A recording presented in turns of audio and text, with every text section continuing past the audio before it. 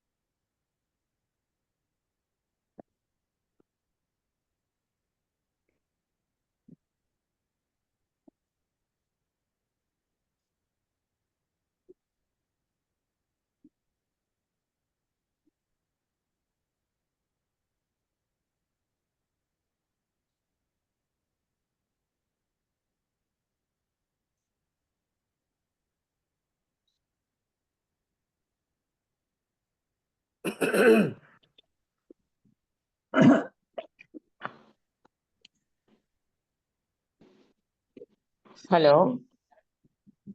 Awesome. हाँ जी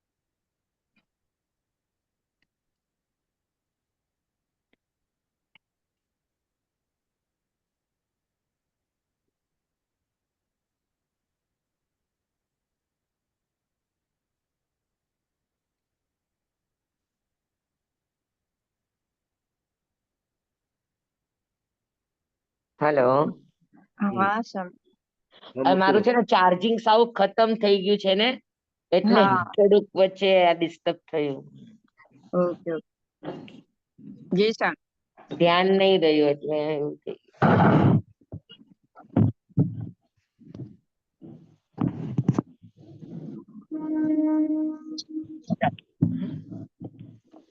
hello,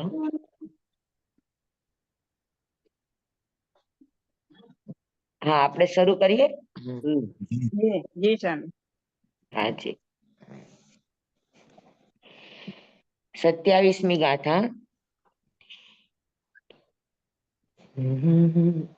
કિરિયા કિરિયમ વેનઈયાણુવાયમ અન્નાણિયાણમ પડિયચ્ચઠાણમ શેષવ્વાયમ ઈવેય ઇતા ઉવટ્ઠિયે સંજમદિહરાયમ. કિરિયા કિરિયમ વેણઈયાણુવાયમ અન્નાણિયાણમ પડિયચ્ચઠાણમ શેષવ્વાયમ ઈવેય ઇત્તા ઉવટ્ઠિયે સંજ મદિહરાયમ. હવે અહીંયા આગળ ભગવાન મહાવીર સ્વામીની વાત કરે છે કે ભગવાન મહાવીર સ્વામી સર્વ વાદોને જાણતા હતા. પાખંડના સર્વવાદોને જાણતા હતા. પાખંડના સર્વવાદ એટલે શું? તો કે ક્રિયાવાદી, કિરિયા એટલે ક્રિયાવાદી, અકિરિયમ કિરિયા કિરિયમ છે ને એ બેને છૂટા પાડો. કિરિયા અને અકિરિયમ એ ક્રિયાવાદી, અક્રિયાવાદી, બરાબર. પછી વેણ ઈયાણું વાયમ, વેણ ઈયાણું વાયમ એટલે વિનયવાદી. અનાણિયાણમ અજ્ઞાનવાદી. પડિયચ્ચઠાણમ એટલે આ બધા પડિયચ્ચ એટલે પાખંડ, પ્રત્યનિક પાખંડ. તો આ જે પાખંડના થાણમ એટલે સ્થાન છે, સે એટલે તે બધા સવવાયમ તે બધા જ વાદોને ઈવેય ઇત્તા એમને સમ્યક પ્રમાણે અથવા તો આ પ્રકારે જાણીને ભગવાન મહાવીર સ્વામી સંજમ ઉવટ્ઠીએ એટલે સંયમના સ્થાનમાં ઉદ્યતતા દિહરાયમ એટલે દિવસ અને રાત. દિહ એટલે દિવસ અને રાયમ એટલે રાત. એટલે હંમેશા ભગવાન મહાવીર સ્વામી સર્વ પાખંડોના મતોને જાણતા હતા અને આ સર્વ મતોને જાણીને ભગવાન પોતાના સમ્યક સંયમના માર્ગમાં ઉદ્યમવંત હતા, પુરુષાર્થરત હતા, ઉપસ્થિત હતા. બરાબર સમજાણું? એટલે ભગવાન મહાવીર સ્વામી આ બધા વાદોને જાણતા હતા. હા, પણ એ પાખંડ હતા. પાખંડ એટલે શું? કે જે આખે આખું તો સારું હોય પણ જેનો પા ભાગ ખંડિત હોય એને પાખંડ કહેવાય. સમજાણું? બધું જ માનતા હોય પણ એક વસ્તુ ના માનતા હોય એટલે એ પાખંડ થઈ જાય. તો ક્રિયાવાદી છે ક્રિયાને જ મહત્વ આપતા હોય, અક્રિયાવાદી છે અક્રિયા એટલે જ્ઞાનને જ મહત્વ આપતા હોય, વિનયવાદી છે વિનયની પ્રવૃત્તિને જ એટલે વિનય જે ક્રિયારૂપ વિનય છે એને જ મહત્વ આપતા હોય, અને અજ્ઞાનવાદી કાઈ નહીં કરો, અજ્ઞાનવાદને કે કાઈ કરવાની જરૂર નથી. સમજાણું બરાબર? તો આ ચાર મોક્ષ માર્ગમાં જરૂરી છે પણ એકલા નહીં, ચારેય ભેગા હોય. આપણે ક્રિયાને પણ માનીએ છીએ, અક્રિયાને પણ માનીએ છીએ, એટલે જ્ઞાનને પણ માનીએ છીએ, ક્રિયાને પણ માનીએ છીએ, વિનયને પણ માનીએ છીએ અને અજ્ઞાનને પણ માનીએ છીએ. બરાબર? હા, ક્રિયા એટલે જે પણ ચરણ કરણાનો યોગ છે એ બધી ક્રિયા છે. અક્રિયા એટલે જ્ઞાનનો માર્ગ છે. વિનય છે એટલે વિનયની જે પણ પ્રક્રિયા 10 પ્રકારના વિનય જે આપણે ત્યાં વાતો અને વર્ણન આવે છે એ વિનયની વાત છે. અને અજ્ઞાન, અજ્ઞાન પણ આપણે માનીએ છીએ ને પાંચ જ્ઞાન 3 અજ્ઞાન. અજ્ઞાન એટલે ટેકનોલોજી. તો આ બધું જ આપણે માનીએ છીએ, કેમ કે તમે સાધનાના પથ ઉપર જાઓ તો ક્રિયા પણ આવશે, જ્ઞાન પણ આવશે, વિનય પણ આવશે, અને અજ્ઞાન એટલે વ્યવહાર જગત પણ આવશે. અજ્ઞાન એટલે વ્યવહાર જગત. નિશ્ચયમાં જવા માટે વ્યવહારના તો રસ્તેથી જશો. રસ્તો વ્યવહારનો છે ને એમાં નિશ્ચયની દ્રષ્ટિ નાખશો તો ત્યારે નિશ્ચય અને વ્યવહાર બેયનો સમન્વય થાય. આવ્યું ધ્યાનમાં? હા, એટલે ચારેયને ભેગા માનો તો આખો એક શું કહેવાય, આખો એક રસ્તો તૈયાર થાય. પણ પાખંડવાદીઓ છે એ માત્ર એક ને જ માને, પોતાને ક્રિયાને માને તો જ્ઞાનનો નિષેધ કરે, જ્ઞાનને માને તો ક્રિયાનો નિષેધ કરે, વિનયને માને તો અજ્ઞાનતાનો નિષેધ કરે, અજ્ઞાનને માને તો વિનયનો નિષેધ કરે. બરાબર? આપણે ત્યાં શું છે કે જ્યારે જેનું વર્ણન કરવાનું હોય, જ્યારે વિનયનું વર્ણન હોય તો બાકી બધાનો નિષેધ નથી કરતા, બાકી બધાને ગૌણમાં રાખીએ. ક્રિયાનું જ્યારે વર્ણન કરતા હોય ત્યારે ક્રિયાને પ્રાધાન્ય આપીએ, બાકી બધાને ગૌણ, નિષેધ ન કરીએ. નિષેધ કરો તો પાખંડ બને. કેમ કે વસ્તુની સિદ્ધિ કે કોઈ પણ વસ્તુનું પ્રવર્તન જ આ ચાર વગર થાય નહીં. ચાર ભેગા થાય ત્યારે જ વસ્તુનું પ્રવર્તન થાય, કોઈ એકનાથી જ નથી થતું. પણ એકની વર્ણન કરતા હોય ત્યારે તમે એને મુખ્ય રૂપ આપો, પણ બાકી બધાનો નિષેધ ન કરો, એને ગૌણ રૂપે રાખો. હે ને? તો એ સ્યાદવાદ છે, નહીતર પાખંડ છે. આવી ધ્યાનમાં બરાબર બધાને? તો ભગવાન સ્વામી, એક હાજી પ્રશ્ન છે આમાં. બોલો. તો ક્રિયા એટલે શું? આવશ્યક જે 6 આવશ્યક ભગવાને કયા છે એ કા ક્રિયા? બધી ક્રિયા એટલે ક્રિયા. એવી કઈ ક્રિયા છે કે જેનાથી સાધના ન થાય, જેમાં સાધના ન થાય? સંસારમાં તો સ્વામી, ગૃહસ્થ જીવનમાં તો બધી પાપની ક્રિયાઓ જ વધારે છે. તો પાપની ક્રિયા કરતા કરતા કોઈને કેવળ જ્ઞાન નથી થયું? થયું છે. તો પછી એટલે નિશ્ચયમાં જઈને પછી વ્યવહાર. કોઈ પણ ક્રિયા જ છે. એ ક્રિયા મોક્ષ માર્ગની ક્રિયા ક્યારે બને કે એમાં નિશ્ચયનું લક્ષ્ય ભળે તો, અને વ્યવહાર બધો સમિતિ રૂપ થાય તો. જી સ્વામી. સમજાય છે? હા જી સ્વામી, આભાર સ્વામી. અરીસા ભવનની સામે કેવળ જ્ઞાન, દોરી પર નાચતા નાચતા કેવળ જ્ઞાન, જમતા જમતા, બધી સંસારની તો ક્રિયા છે જી કે સ્વામી. નહીં? જી આભાર સ્વામી. આ સંસારની ક્રિયામાં કેવળ જ્ઞાન થયું છે. જી સ્વામી. તો કોઈ પણ ક્રિયા, પછી મોક્ષ માર્ગની ક્રિયા હોય કે સંસારની ક્રિયા હોય, ક્રિયા તો ક્રિયા જોશે જ, પણ ક્રિયાની સાથે સાથે જ્ઞાન પણ જોઈએ, સમજણ પણ જોઈએ. બરાબર ને? સમજણ સહિતની ક્રિયા કરવામાં આવે, નિશ્ચયનું લક્ષ્ય રાખીને જે ક્રિયા કરવામાં આવે, તો એ ક્રિયા તમારી મોક્ષ સહાયક બને. બરાબર છે? તો સંયમનો માર્ગ, ભગવાનનો માર્ગ એ સ્યાદવાદનો માર્ગ છે. અહીંયા આગળ કોઈ પણ વસ્તુનો નિષેધ નથી, મુખ્ય અને ગૌણ છે. બરાબર? તો મુખ્ય અને ગૌણ આ બંને રીત સમજાઈ જાય તો ક્યાં પ્રશ્ન જ છે? એટલે આપણે ત્યાં સમન્વયને વધારે મહત્વ છે, કે તમે બધાનો સમન્વય કરતા શીખો, કોઈને પણ કાયદા વગર, કોઈને પણ માઇનસ કર્યા વગર તમે તમારી વાતની રજૂઆત કઈ રીતે કરી શકો છો બધાને સાથે લઈને, એ મહત્વનું છે. સ્યાદવાદનો અર્થ જ એ છે કે સ્યાદવાદે કોઈનું ખંડન નથી કર્યું, પણ બધાને પોતાનામાં સમાવીને એક વિશેષ દ્રષ્ટિ આપી. કે તમે ખાલી આનાથી જ નહીં વિચારો, આનાથી જ પણ વિચારી જુઓ ને. ખાલી ક્રિયાથી જ નહીં વિચારો ને અક્રિયાથી તો પણ વિચારી જુઓ ને. માત્ર અજ્ઞાનતાથી નહીં વિચારો ને વિનયથી પણ વિચારી જુઓ ને.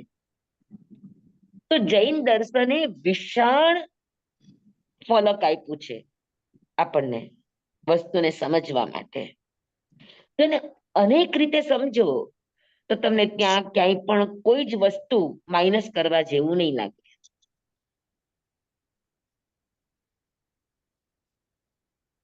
બરાબર છે? જી સ્વામી.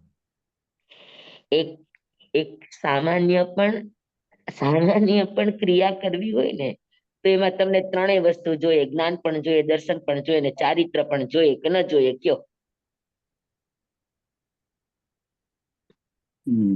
જી. વિનય પણ જોઈએ કે વિનય એટલે રેસીપી, વિધિ.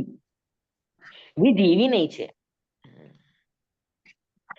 જે ક્રિયા થાય છે ક્રિયા, પણ ક્રિયાને વિધિ સહિત કરો તો વિનય પૂર્વકની ક્રિયા કહેવાય. આડેધડ કરો તો એ ખાલી ક્રિયા છે.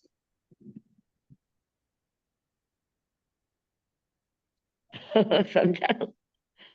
જી સ્વામી. તમે સમજાવ્યું એટલે સમજાણું. આમાં ક્લિયર લખ્યું છે સર્વવાદને સમ્યક રૂપે જાણવાના છે. હા, જાણવાના છે. જાણી અને એમાં સ્થિત થવાનું છે. કોઈનો પણ નિષેધ નથી. સ્યાદવાદની સૌથી મોટી વિશેષતા જ આ છે કે સ્યાદવાદ કોઈનું ખંડન નથી કરતો, પણ બધાને ભેગા કરી અને એક વિશિષ્ટ દ્રષ્ટિ આપણને આપે. એ સ્યાદવાદની વિશેષતા છે. તોડવું અને ફોડવું આ જૈન દર્શનનું કામ નથી. જૈન દર્શનનું કામ છે સ્થાપના કરવાનું.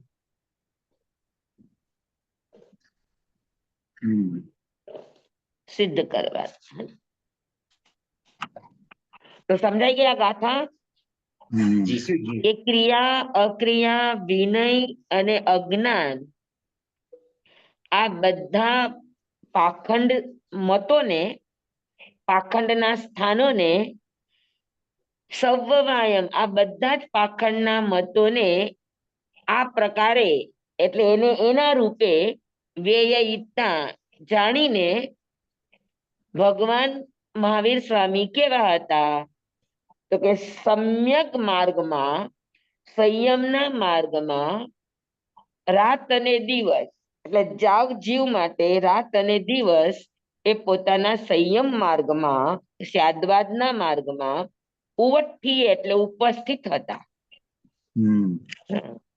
એમાં એ સ્થિત સ્વામી. હતા. અને પાખંડી નામ કેમ આમ જરા બહુ ભારે શબ્દ નાખી દીધો એવું ન લાગે? આમ એમ જાણે આમ બહુ ખરાબ જ, બહુ જ ખરાબ છે એવું ન આપણે થાય? પાખંડ નો અર્થ ખરાબ કરીએ છીએ. પાખંડ એટલે જેના 75% પ્રોપર છે, ખાલી 25% જ માઇનસ છે.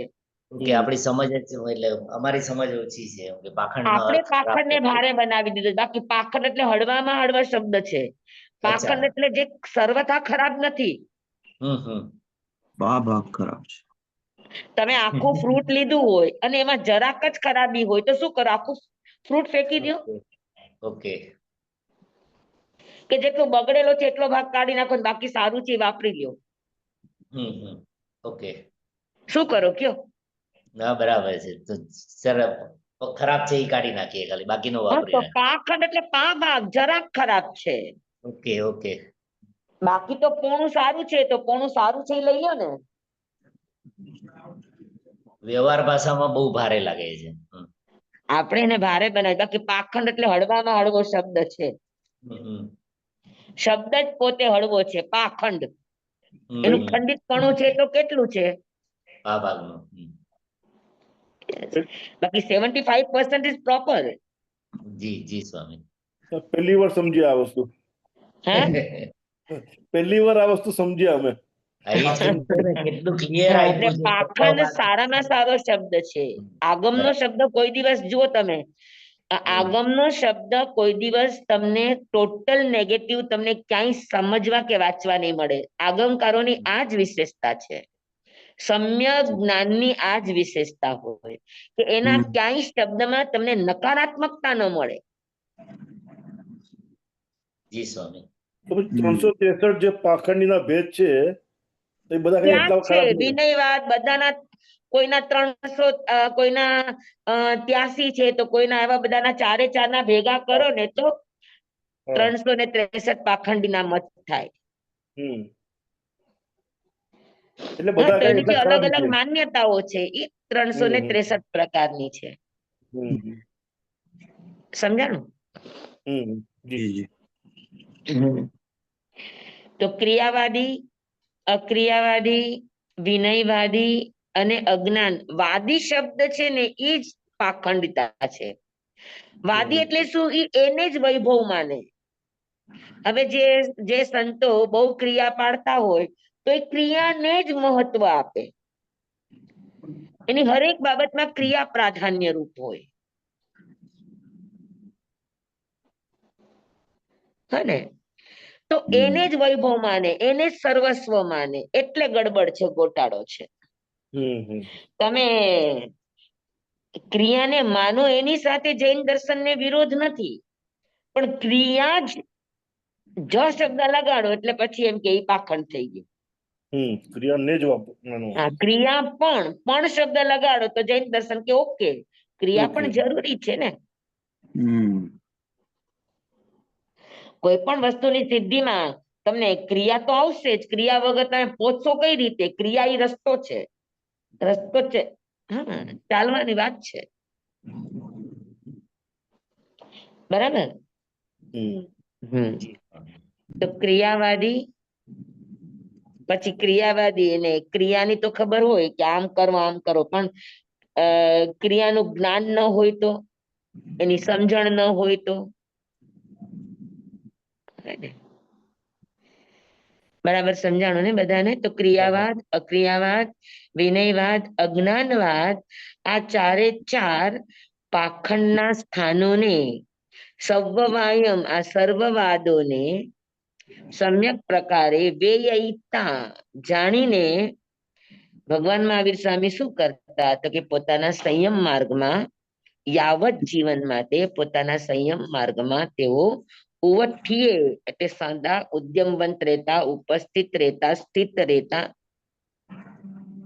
કારણ કે એની પાસે માર્ગ હતો સંયમનો, એટલે આ પાખંડમાં જવાની માટે એની માટે કોઈ ચાન્સ જ નહોતો. હા, કારણ કે એ બધાને જાણતા હતા, અને જે માણસ જાણે ને એ પછી રસ્તે જાય નહીં. જી સ્વામી.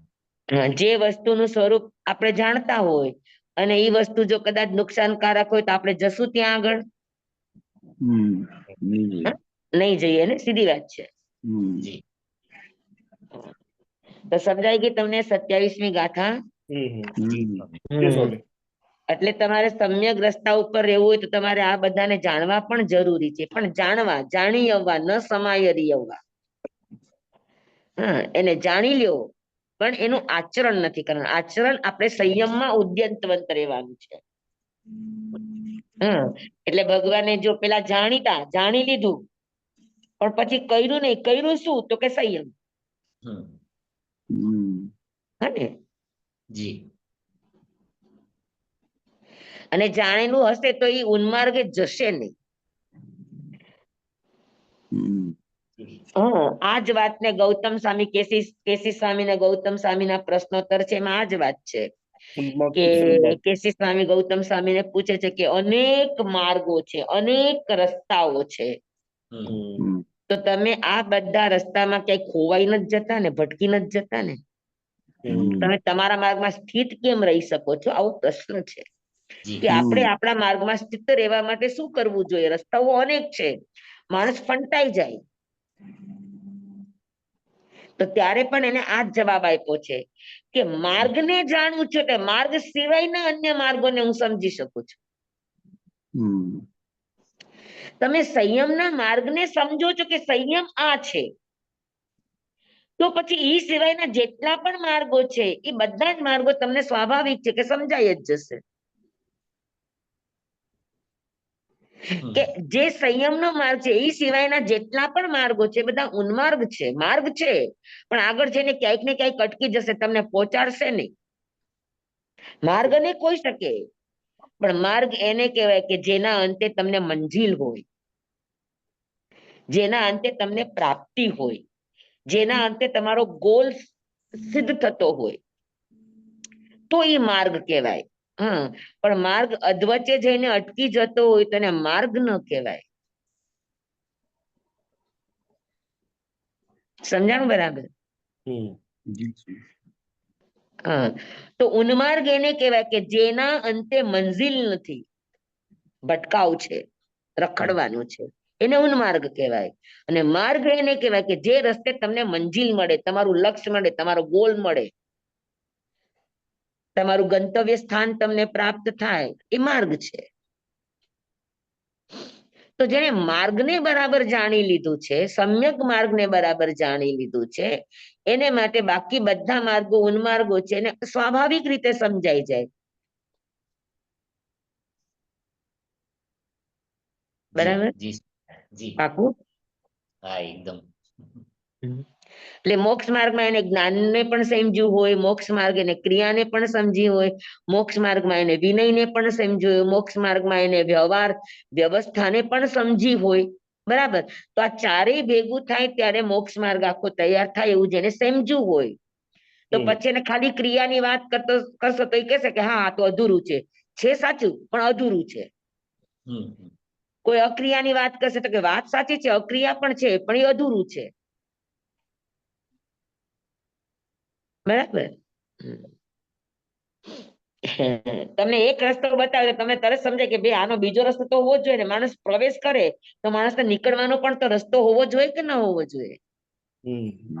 એ સહજ સમજાઈ જાય. પાકું? હા જી, ગાથા બરાબર સમજાય બધાને? અરે મજા આવે છે. તો કિરિયા કિરિયમ મેણિયાણુઆયમ અનાણિયાણમ પડિયચ્છાણમ શેષવવાયમ ઈવેયિતા ઈવેયિતા એટલે ઈ જેવા છે એવા એને જાણી લીધા છે. હા, એ જેવા પ્રકારના માર્ગો છે એ બધા જ માર્ગોને એને એ રીતે જાણી લીધા છે. અને જાણ્યા પછી જે સમ્યક માર્ગ છે, હા, એને પકડીને માણસ ઉભો રહી જાય તો કામ સિદ્ધ થઈ જાય. 28મી ગાથા.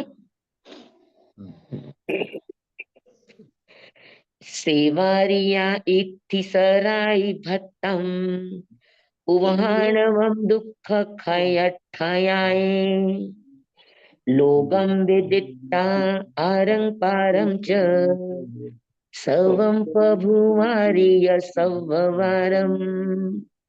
સેવારિયા ઇત્થિ સરાઈ ભટ્ટમ ઉવહાણવમ દુઃખ ખયઠયાય લોગમ વિદિત્તા આરમ પારમ ચ સવમ પ્રભુ વારિય સવવારમ. સેવારિયા ઇત્થિ સરાઈ ભટ્ટમ. સેવારિયા એટલે તે એટલે કોણ? તેનાથી વારિયા એટલે તેનો ત્યાગ કરીને, તેનાથી મુક્ત થઈને. કોણ? તો કે ઇત્થિ સ્ત્રી. સરાઈ ભટ્ટમ, રાઈ ભટ્ટમ એટલે રાત્રિ ભોજન. હા, એટલે રાત્રિ ભોજન સહિત સ્ત્રી આદિને વારિયા એટલે ત્યાગીને ઉવહાણવમ દુઃખ ખયઠયાય. હા, દુઃખ ખયઠયાય એટલે સર્વ દુઃખોનો ક્ષય કરવા માટે ઉવહાણવમ જે ઉપધાન વ્રતની અંદર ઉપસ્થિત છે. ઉપધાન એટલે આત્માની નજીક, જે તમને આત્માની નજીક લઈ જાય એને ઉપધાન કહેવાય. તો જે ઉપધાન એટલે આત્માની નજીક થાય એવા તપની અંદર ઉપસ્થિત છે. લોગમ વિદિત્તા, લોગમ એટલે લોકોને અથવા તો લોકના સ્વરૂપને, વિદિત્તા એટલે જાણીને, આરમ પારમ ચ, આરમ એટલે આ લોક ને પારમ એટલે પરલોક, એટલે આર પાર કહીએ ને આપણે, આર એટલે આ બાજુ ને પાર એટલે બીજી બાજુ, હમ. તો આ લોક અને પરલોક, આ બધા જ એટલે સવમ એટલે બધા જ પ્રકારના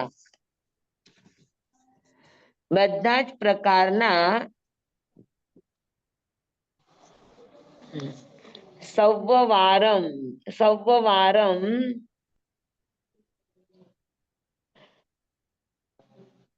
સર્વ પ્રકારના આશ્રવ માર્ગને, અહીંયા વારમ એટલે દારમ શબ્દ છે, સર્વ પ્રકારના દ્વાર એટલે સર્વ પ્રકારના કર્મ આવવાના દ્વાર. હા, બરાબર છે. નિવારણ, વાર્ય એટલે નિવારણ. નિવારણ કરે છે.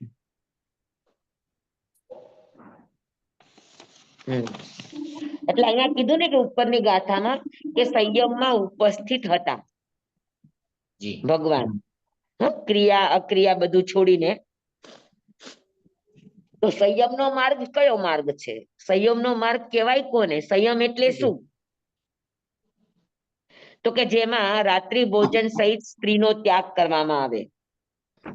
હા, પછી બધા જ દુઃખોનો ક્ષય કરવા માટે ઉપધાન, આત્માની નજીક રે એવા તપને તપવામાં આવે. હા, અને આલોક અને પરલોક, આલોક અને પરલોકના સવ્વારમ એટલે બધા જ પ્રકારના આલોક અને પરલોકના બધા જ પ્રકારના કર્મ આવવાના દ્વારોને જેઓએ વાર્ય એટલે છોડી દીધા છે, હા, એવા અથવા તો જે સર્વ પ્રકારના આશ્રવના દરવાજાને જેઓ નિવારવામાં પ્રભુ એટલે સમર્થ હતા. પ્રભુ એટલે સમર્થ, બરાબર. એવા ભગવાન મહાવીર સ્વામીએ આ સંયમનો માર્ગ કયો છે? કયો? તો કે જે સ્ત્રી સહિત રાત્રિ ભોજનના ત્યાગ, એ સંયમનો માર્ગ. ઉપધાન, જે કરવાથી તમારો આત્મા તમારી નજીક થાય, અથવા તો જે કરવાથી તમે આત્માના સમયે સમયે નજીક જતા જાઓ, એ પછી કોઈ પણ હોઈ શકે, એ ઉપદાન છે. એટલે સર્વ પ્રકારના દુઃખોને ખપાવવા માટે જે ઉપદાન તપમાં સ્થિત છે, એ સંયમનો માર્ગ છે. લોગમ વિદિતારંગ પારંગ ચ, આખો લોક અને પરલોક શું છે, કેમ છે, એને જાણીને કે આ બધું આખો સંસાર ઉભો શેનાથી થાય છે, આલોક અને પરલોક, આ બધું ઊભું શેનાથી થાય છે? તો કે આશ્રવથી ઊભું થાય છે. તો આલોક અને પરલોક આ બધાના આશ્રવના દરવાજાને જે વિદિતતા જાણનારા છે, અને વાર્ય એનાથી મુક્ત થવામાં જે પ્રભુ એટલે સમર્થ છે, બરાબર. જી. તો પ્રભુ મહાવીર સ્વામીનું આ વિશેષણ છે કે પ્રભુ મહાવીર સ્વામી સંયમ માર્ગમાં ઉપસ્થિત હતા. તો સંયમના માર્ગમાં કેવી રીતે ઉપસ્થિત હતા એનું વર્ણન નીચેની ગાથામાં છે.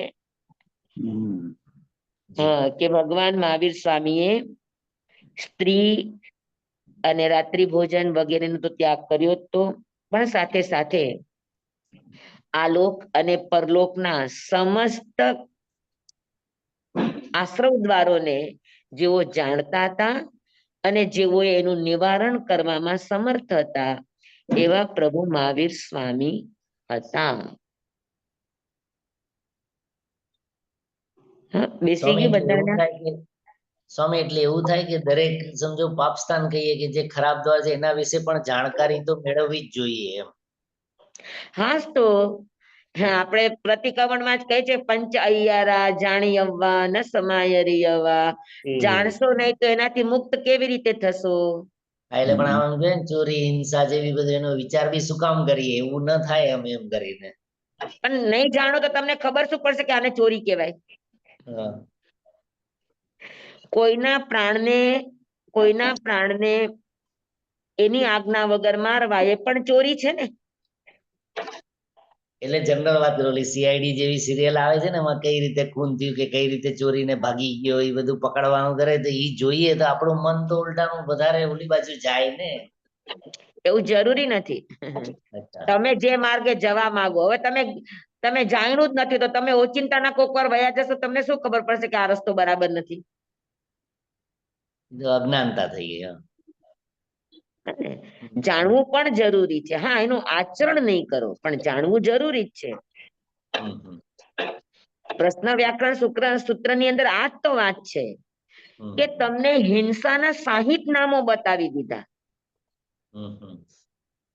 30 કે 60 નામ છે. તો તમને ખબર પડે કે આ પણ હિંસા કહેવાય, આ પણ હિંસા કહેવાય, આ પણ હિંસા કહેવાય, આ પણ હિંસા કહેવાય, જેને આપણે હિંસા માનતા પણ નથી હોતા. હમ. પણ છતાં જ્ઞાનીઓના માર્ગમાં એને પણ હિંસા કહેવાય. તો જાણ્યું હશે તો કાલે એવા ભાવ આવશે તો એમાંથી બચવાનો ઉપાય તમને ખબર પડશે.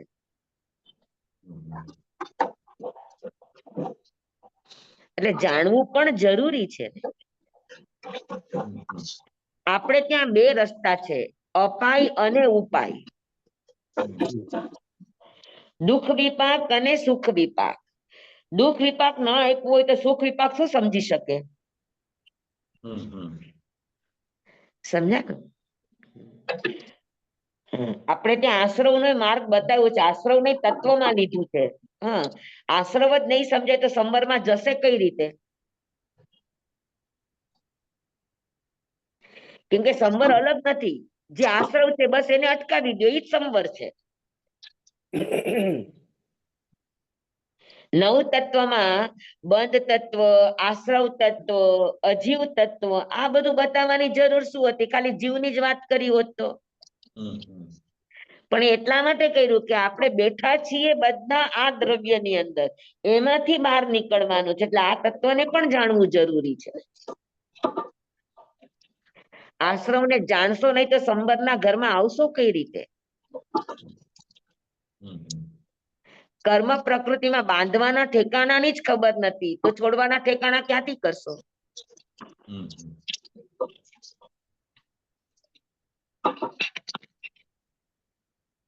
જે કારણ બંધના તેહ બંધનો પંથ, તે કારણ છે દશા મોક્ષ પંથ ભવન. તમે કારણ જ નથી જાણ્યા જે બંધના છે તો પછી બંધનને છેદશો કઈ રીતે? સુયગડાંગ સૂત્રમાં પણ પેલી ગાથા, બુદ્ધિ જતી ઉઠી જા બંધન પરિજાણ્યા. બંધનને જાણશો તો બંધનથી મુક્ત થશો. બંધનની જ ખબર નથી, તમને બંધન જ લાગતું નથી તો પછી બંધનને તોડશો કઈ રીતે? તો જાણવું સૌથી પહેલા જરૂરી છે. એટલે કોઈ પણ ચીજને કરવાની ઉતાવળ નહીં કરવાની.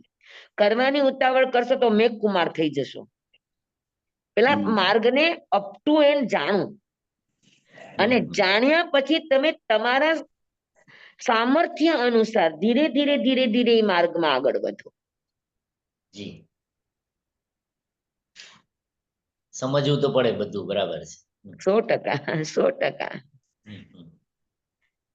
આશ્રવ જ નહીં સમજાય તો આશ્રવ થી અટકશો ક્યાં?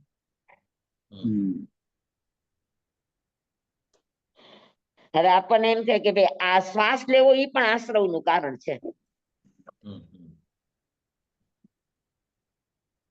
શ્વાસ પણ કર્મના આશ્રવનું કારણ છે. એટલે આપણે ત્યાં શ્વાસ ઉપર ધ્યાન એટલા માટે કરાવે કે શ્વાસ જેટલા ઓછા લેવાય એટલી હિંસા ઓછી થાય, એટલા યોગો ઓછા વપરાય, એટલું સ્વાસ્થ્ય વધારે રહે. તો આ બધી ચીજો જરૂરી હોય. જી, પાકું? હાજી. જી સ્વામી હા, તો સંયમનો માર્ગ કોને કહેવાય? કે જેને આશ્રવના બધા જ આલોક અને પરલોકના બધા જ આશ્રવના માર્ગને જેને જાણી અને છોડ્યા છે, અથવા તો છોડવામાં જે સમર્થ છે, એવા પ્રભુ મહાવીર સ્વામી સંયમ માર્ગમાં સંયમ માર્ગમાં ઉદ્યત હતા અથવા તો ઉપસ્થિત હતા. જી સમજાઈ ગઈ આખી ગાથાનો અર્થ? જી જી હવે સ્વામી હા.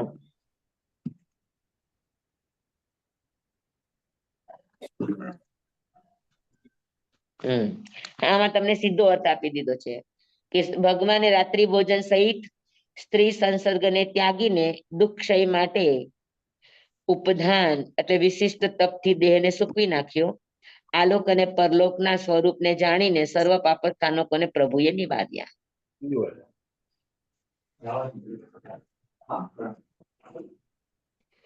પણ ગાથાના શબ્દ ઉપરથી જાઓ તો આવા બધા આખો અર્થ નીકળે નહીં. બરાબર. ભગવાન મહાવીર સ્વામી નું વિશેષણ છે એટલે ભગવાન મહાવીર સ્વામી સમર્થ હતા. શેમાં? તો કે આ માર્ગને સર્વ માર્ગોને જાણી અને એને નિવારવામાં પ્રભુ સમર્થ હતા. જી પ્રભુ દીર્ઘ છે, પ્રભુ દીર્ઘ છે એટલે સમર્થ. સામર્થ્ય માટે પ્રભુ, પ્રભુત્વ.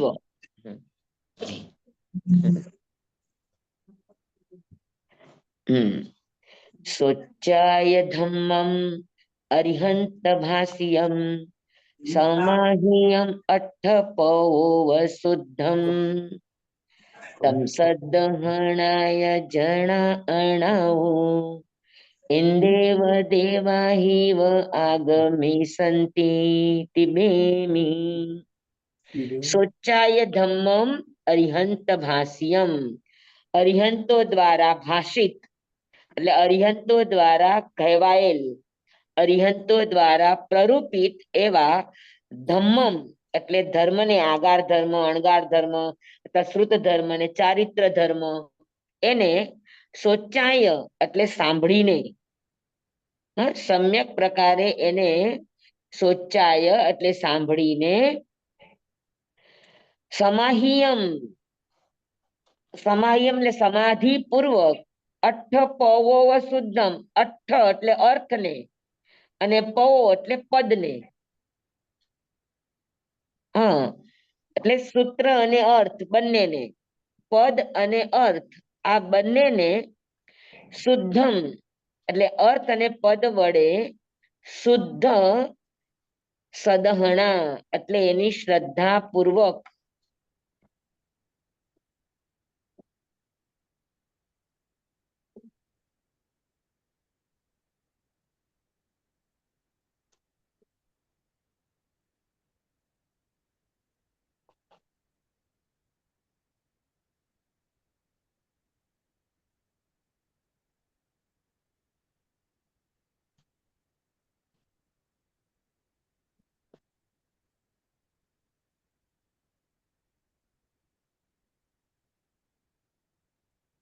અચ્છા અચ્છા અચ્છા અચ્છા અચ્છા.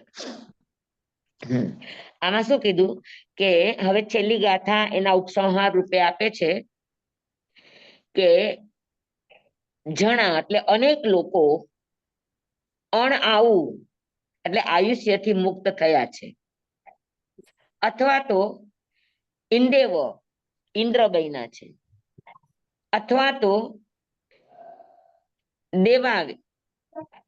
દેવાય એટલે દેવગતિને પામ્યા છે, અને આગમી સંતિ અને ભવિષ્યમાં જેઓ સિદ્ધ થશે. કોઈ અત્યારે અણાવું બન્યા છે, તો કોઈ આગળ ઇન્દ્ર દેવ આદિ ગતિને પ્રાપ્ત કર્યા પછી એ અણાવું એટલે આયુષ્યથી મુક્ત થશે ભવિષ્યમાં. શેના કારણે? તો કે તમ સદહણા તેની શ્રદ્ધા કરીને. તેની એટલે કોની? તો કે અરિહંત ભાષિત ધર્મ એના પદ અને અર્થને શુદ્ધ રીતે સોચા એટલે સાંભળીને, સમાહિયમ એટલે સમ્યક રૂપે સાંભળીને, જેઓ સદહણા શ્રદ્ધાને કરે છે, જેઓએ શ્રદ્ધાને કરી છે એવા વ્યક્તિઓ યા તો એ અણાવું સિદ્ધ થયા છે અથવા તો દેવગતિ ઇન્દ્ર આદિ પદોને પ્રાપ્ત કરીને આગમી સંતિ એટલે ભવિષ્યમાં તેઓ અણાવું એટલે આયુષ્યથી મુક્ત બનશે. આયુષ્ય કર્મથી એ રહિત થશે. તિબેમી આ રીતે સુધર્મા સ્વામી પોતાના શિષ્ય જંબુ સ્વામીને આ રીતે કહે છે કે આવું મેં ભગવાન પાસેથી સાંભળ્યું છે કે જેઓ અર્યંતે બતાવેલા અર્થ અને પદને એટલે શ્રુત ધર્મને ટૂંકમાં શ્રુત ધર્મને સોચા એટલે બરાબર સાંભળીને જો એના ઉપર સદહણા શ્રદ્ધા કરશે તો અવશ્ય જણા એટલે અનેક લોકો આયુષ્યથી મુક્ત બન્યા છે એટલે સિદ્ધ થયા છે અને અનેક લોકો ઇન્દ્ર આદિ દેવગતિને પ્રાપ્ત કર્યા પછી ભવિષ્યમાં પણ સિદ્ધ થશે એવો આ માર્ગ છે. સમજાણું બરાબર? જી સ્વામી. સોચાય ધમ્મમ અરિહંત ભાષ્યમ અરિહંત ભાષિત ધર્મને સોચા એટલે સાંભળીને સમાહિયમ એટલે એકદમ સમાધિપૂર્વક એટલે સમ્યક પ્રકારે હા આદિ વ્યાધિ ઉપાધિ બધી ચિંતાઓ છોડીને સમાધિપૂર્વક એટલે એકાગ્રતા પૂર્વક જેઓએ અર્થ અને પદને શુદ્ધતાથી સાંભળ્યા છે અને પછી તમ એટલે એના ઉપર સદહણા શ્રદ્ધા કરી છે એવા વ્યક્તિઓ જણા એટલે એવા વ્યક્તિઓ એવા લોકો અણ આવું એટલે આયુષ્યથી મુક્ત થયા છે. અણ આવું એટલે આયુષ્યથી રહિત થયા છે. આયુષ્ય કર્મથી રહિત થવું એટલે સિદ્ધ થવું. આપણે એક ગતિમાંથી મૃત્યુ પામીએ છીએ તો આયુષ્ય કર્મ નથી પૂરું થતું, આયુષ્ય બદલાય છે. જી. અને આયુષ્ય કર્મનો ક્ષય ક્યારે થાય તો કે જયારે મોક્ષ જાય ત્યારે. અત્યારે મૃત્યુ થાય છે આયુષ્ય કર્મનો ક્ષય નથી, જી. આયુષ્ય કર્મનું રૂપાંતરણ છે. બરાબર? જી. મૃત્યુ એટલે આયુષ્ય કર્મનું રૂપાંતરણ અને નિર્વાણ એટલે આયુષ્ય કર્મનું મૃત્યુ. તો અણ આવું એટલે આયુષ્ય કર્મથી જેવો મુક્ત બન્યા છે અને ભવિષ્યમાં આગમી સંતિ એટલે ભવિષ્યમાં મુક્ત થશે. તો ભવિષ્યમાં મુક્ત થશે તો વચ્ચે ક્યાં જશે? તો અહીંયા ઇન્દેવ દેવા હિવ ઇન્દ્ર એટલે પણ સદગતિ અને દેવાહિવ મોહર્ધિક દેવ બને એ પણ સદગતિ. તો જે શ્રદ્ધા કરનારા વ્યક્તિ છે એ સિદ્ધ થાય છે અને સિદ્ધ ન થાય તો સદગતિને પામે છે અને સદગતિથી પછી એ પરમ ગતિને પામે છે. તો સદગતિ એટલે ઇન્દ્ર, સદગતિ એટલે મોહર્ધિક દેવ. બરાબર? કે જ્યાં તમે સંજ્ઞા નિયંતા શીખા છો તો એ લોકો ક્યાંય પણ આભિયોગિક દેવોની પદવી પામતા નથી. 5 દેવોની પદવી પામે જે મોહર્ધિકમાં ગણવામાં આવે. બરાબર? 10 પદવીમાંથી 5 પદવી છે એ આભિયોગિક પદવી છે, અધીનસ્થ પદવી છે, એ ન પામે. સમજાય ગઈ બધાને? એકદમ. કેટલા એક શબ્દમાં, નાના શબ્દમાં કેટલું બધું જ્ઞાન છે બાપરે.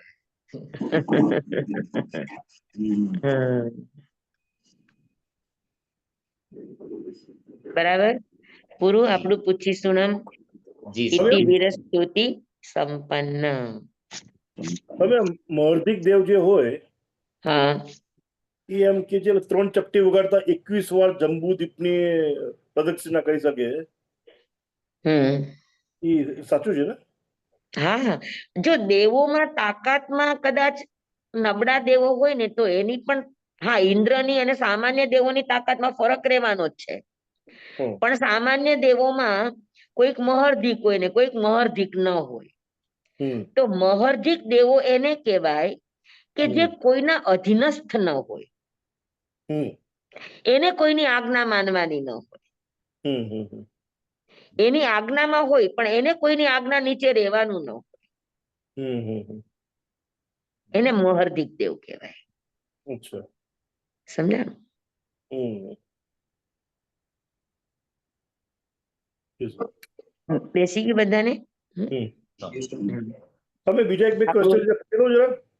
જી બીજા એક બે ક્વેશ્ચન છે પૂછી લો છે બીજા. હા પૂછો પૂછો. ખાલી આપણે જુગલિયાનું જે છે જુગલિયાનું શરીર જે છે એ તો ઔદારિક છે ને, તો પછી એ મૃત્યુ પછી એ વિશ્રાળ થાય કે એને અગ્નિદાહ આપવો પડે ને? જુગલિયા કોઈ મરી જાય હા પછી એનું શરીરનું શું થાય? એનું શરીરનું દેવતાઓ કરે એટલે ઉત્તર આપણે ક્રિયા. એટલે ક્રિયા કરવી પડે. હા અચ્છા, એટલે વિશ્રાળ થાય એવું નહીં ને? વિક્રિયામાં જે વિશ્રાળ થાય ના ના ના ના ના એવું નહીં ને? ઔદારિક શરીર છે એની તમારે ઉત્તર ક્રિયા તો કરવી જ પડે. પછી દેવો માણસ કરે, કરે કે દેવ કરે, બીજા જુગલિયાનું યુગિકો ન દેવતાઓ કરે. કરે. દેવતાઓ કરે. અચ્છા.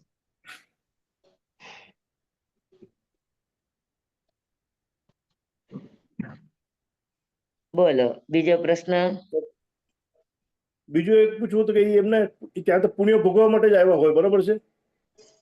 હા જુગલિયા જે હોય 30 અક્કરમાં ભૂમિ 56 અંતર્દીપના, અને ત્યાં હમ કલ્પવૃક્ષ છે, ત્યાં વાતાવરણ એકદમ ચોખ્ખું હોય, તો આ જે પ્રકારના સમૂર્છિમ જીવમાં બી એમાં બી એમનામાં બી બતાવ્યું છે, તો એમને તો શરદી કે કોઈ થાય નહીં, એટલે કફ પિત્ત વાત એ બધું તો કઈ થાય નહીં એમને, કોને?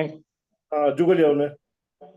હા તો એ બધું સમૂર્છિમ જીવ એમનામાં બી બતાવ્યા છે, 101 ટાઈપમાં જે હા બતાવ્યા તો છે. કેમ ન થાય? એને અશુચિ તો હોય કે ન હોય?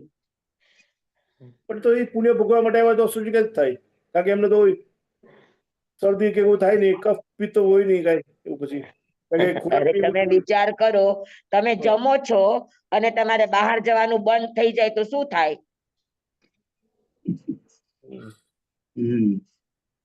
શું થાય કયો? જામ થઈ જાય. એમની એ બી ક્રિયા તો હોય જ ને. તો પછી ઈ ન કરે તો દુઃખ કહેવાય, કરવું એ દુઃખ નથી. માણસનું શરીર સાફ થઈ જાય, મળ નીકળી જાય તો એને હાશકારો થાય, સુખનો અનુભવ થાય, દુઃખનો અનુભવ ન થાય. તો એ બધું સરળતાથી જ થતું હશે ને, કઈ તકલીફ નહીં પડતી હોય એ બધું. હા એ લોકોને રોગ ન હોય, રોગ હમ, રોગ બાકી ન. ઔદારિક શરીરજન્ય ક્રિયા તો બધી જ હોય. રાઈટ. બરાબર? ઓકે સર, કેમ કે જુગલિયા આહાર તો કરે જ છે, તો આહાર કરે છે તો નિહાર હોય જ. સ્વામી બંને ક્યાંથી જોડાયેલા હોય? આમ એમ આપણે કહીએ ને બે સાથે જ હોય, આમ કયા અંગથી જોડાયેલા એવું ક્યારે પિક્ચર કે કઈ વિડીયો જોવા નથી મળ્યો એમ. નહીં, બંને જણા સાથે હોય એટલે શું, સાથે ને સાથે જ રહેતા હોય. નહીં, એટલે કઈ જોડાયેલા હોય, જોઈન્ટ હોય એમ. હા એવું ન હોય ને. જોઈન્ટ એટલે શરીરથી જોડાયેલા ન હોય. ન હોય એમ. અચ્છા, ના, આમ જ બંને જણા અલગ અલગ હોય, સ્ત્રી અને પુરુષ. હા અત્યારે ઘણા બે બે એક સાથે જોઈન્ટ હોય, એમ જોઈન્ટ ન હોય. ઓકે. ટ્વિન્સ ન હોય, બંને અલગ હોય ને. જન્મે ત્યારે ભાઈ બહેન તરીકે હોય ટ્વિન્સ રૂપે હોય, ટ્વિન્સ રૂપે હોય.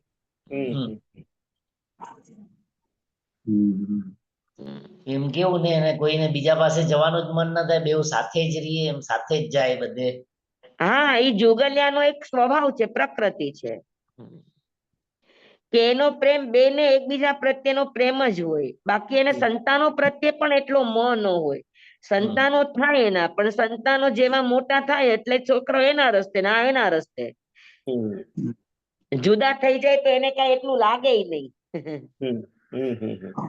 એ તો છેલ્લે જ થાય છે ને, છેલ્લા 6 મહિના બાકી હોય ત્યારે જ ને. એનો અર્થ એ છે કે એને જે મળ્યું છે ને એમાં એટલા બધા એ લોકો મશગુલ હોય કે એને બીજી વસ્તુની અપેક્ષા જ ન રહે. બીજી કઈ જરૂર જ નથી. હા, આપણે શું છે કે આપણને એક વસ્તુમાં કઈ ધરો જ નથી એમ. પેલા લગ્ન ન થયા તો લગ્નમાં હોય, પછી લગ્ન થઈ જાય એટલે છોકરામાં જાય, એટલે આપણી ચોઈસ બદલાતી રહે છે. જ્યારે એ લોકોમાં શું છે કે જેમાં છે એમાં એક રસ છે. એ લોકો સંયમિત કહેવાય એમ, સંયમ વાળા કહેવાય એમ. સંયમ નથી પણ છતાં ભદ્રિક પરિણામી છે. માયા કાવા દાવા આવું કઈ ન હોય એના.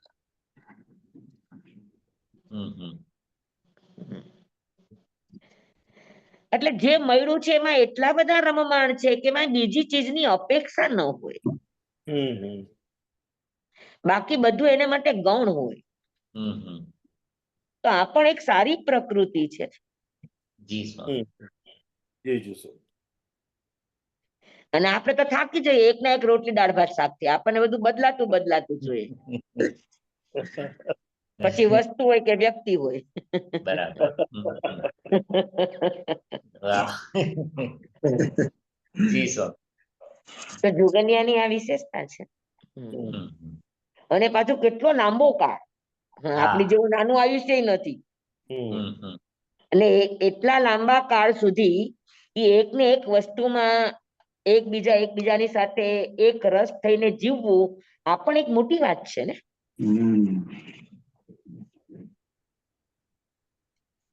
એ દેવગતિમાં જાય તો દેવગતિમાં જવાના આવા બધા કારણો છે.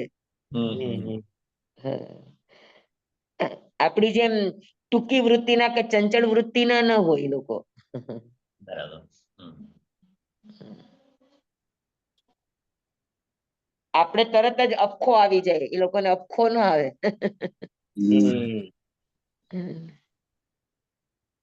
અને આપણે શું છે કે થોડું છે પણ અતિ છે, અને એની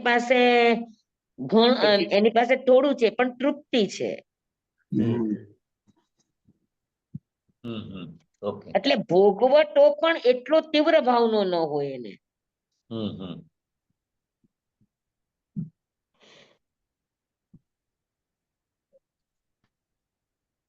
જી સર, સરસ સરસ. એ લોકો વાતો શું કરે, આમાં તો જોવું જાણવું બી નથી એ લોકોને, તો એવું આમ હા, સિદ્ધ ભગવાનની જેમ જોવું જાણવું પણ નથી એ લોકોને. અરે બેની દુનિયામાં જ એટલા મસ્ત છે કે ત્રીજી દુનિયાની જ જરૂર નથી પડતી. તમે એક વાર તમે 1 વર્ષ પણ એવું જીવી બતાવો, લ્યો 2 જણા, કે તમને તમારા 2 સિવાય ત્રીજાની જરૂર ન પડે. થાકી જશો. કોઈક મિત્રને ગોતશો ને, ક્યાંક ફરવાનું ગોતશો ને, ક્યાંક ત્રીજું ગોતશો ને. હા, ઓછામાં ઓછું ક્રોડ પૂર્વ સુધી ઓછામાં ઓછું ક્રોડ પૂર્વ સુધી ખાલી 2 એકબીજામાં મસ્ત થઈને રે, એ કેવી લાઈફ હશે તમે જ વિચારી જુઓ. બરાબર. એમાં આસક્તિ ભાવ એટલો ન હોય. પણ બંને અંદરથી એની આત્માની લિંક હોય, એ આત્મા સાથે જોડાયેલો. જી.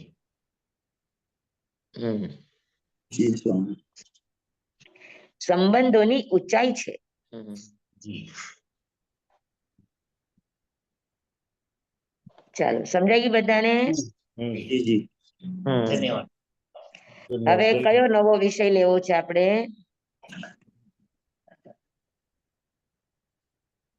તમે કયો છો? તમારે શ્રેણીથી હટીને કરવું છે તો કઈક નવો વિષય લ્યો એમ.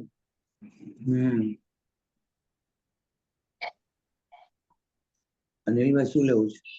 2 વસ્તુની વાત થઈ હતી આપણે, તત્વની ને, એટલે 9 તત્વો ને કાં તો 14 રાજલોકની, જે તમને બધાને આપણને ઇન્ટરેસ્ટ હોય. મને એમ છે તત્વાર સૂત્ર લ્યો, સારું પડશે તમને. હા, તો એમાં બધા ઇન્ટરેસ્ટ હોય. એમાં સમજવાની વાતો ઘણી બધી છે એમ. હા, તો એક લઈએ આપણે, બરાબર છે. 10 અધ્યાય છે એના. હા, ફાવશે સ્વામી, ચાલશે. એ બધાને ગમશે તત્વાર સૂત્ર? હાજી હાજી, બધું તમે જે સમજાવશો એ બધું ગમશે સ્વામી.